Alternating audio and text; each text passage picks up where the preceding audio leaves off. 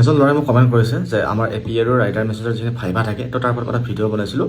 যে এপিয়াৰৰ মই 3বাৰ ভাইভা আৰু ক্লিয়াৰ কৰিছোঁ বুলি কিন্তু ৰিটেন টেষ্ট বেয়া হৈছে বুলি কোৱাত তো এজন ল'ৰাই মোলৈ কমেণ্ট কৰিছে যে ভাইভা আগত হয়নে ৰিটেন টেষ্ট আগত হয় কোন ইয়াৰত ফাৰ্ষ্টে ভাইভা হৈছিলে কচোন আগতে তই